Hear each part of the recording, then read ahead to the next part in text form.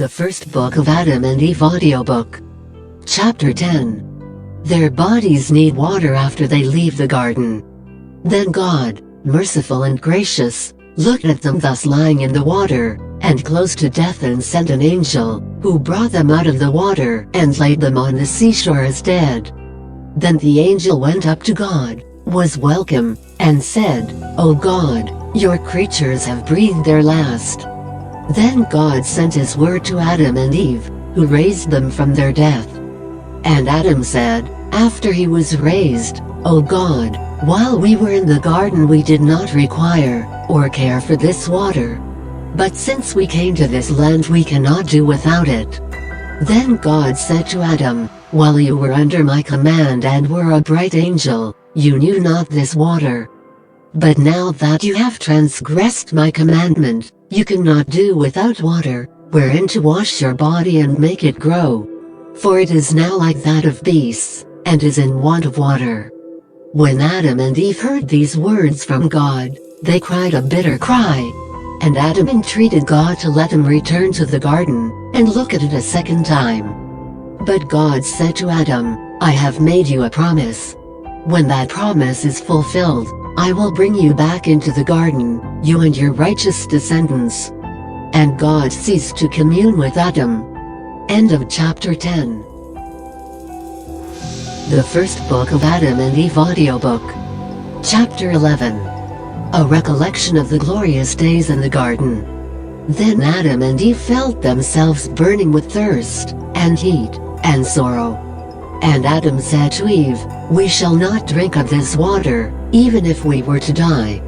O Eve, when this water comes into our inner parts, it will increase our punishments, and that of our descendants."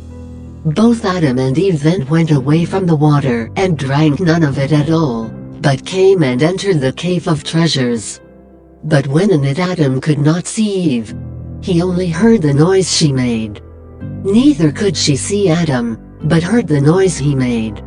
Then Adam cried, in deep affliction, and beat his chest. And he got up and said to Eve, "Where are you?"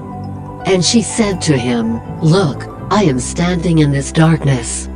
He then said to her, "Remember the bright nature in which we lived when we lived in the garden. O Eve, remember the glory that rested on us in the garden. O Eve, remember the trees that overshadowed us in the garden while we moved among them.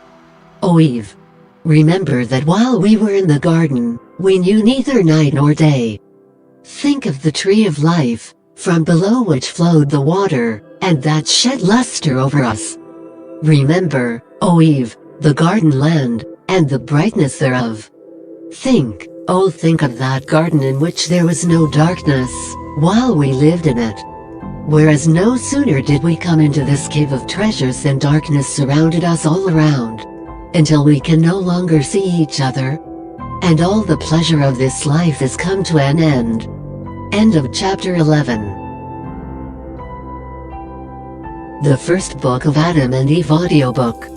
Chapter 12. How darkness came between Adam and Eve. Then Adam beat his chest, he and Eve mourned the whole night until the crack of dawn, and they sighed over the length of the night in Miyazia. And Adam beat himself, and threw himself on the ground in the cave, from bitter grief, and because of the darkness, and lay there as dead. But Eve heard the noise he made in falling on the ground. And she felt about for him with her hands and found him like a corpse. Then she was afraid, speechless, and remained by him. But the merciful Lord looked on the death of Adam, and on Eve's silence from fear of the darkness. And the word of God came to Adam and raised him from his death, and opened Eve's mouth that she might speak. Then Adam stood up in the cave and said, "O God, why has light departed from us, and darkness covered us? Why did you leave us in this long darkness? Why do you plague us like this? And this darkness, O Lord, where was it before it covered us? It is because of this that we cannot see each other.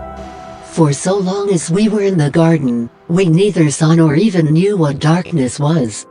I was not hidden from Eve, Neither was she hidden from me, until now that she cannot see me. And no darkness came over us to separate us from each other. But she and I were both in one bright light. I saw her and she saw me. Yet now since we came into this cave, darkness covered us, and separated us from each other so that I do not see her, and she does not see me. O Lord, will you then plague us with this darkness? End of chapter 12. Thank you for watching. Your support really does help this channel grow. Please don't forget to subscribe, like, share, and comment. Thank you for watching. Your support really does help this channel grow. Please don't forget to subscribe, like, share, and comment.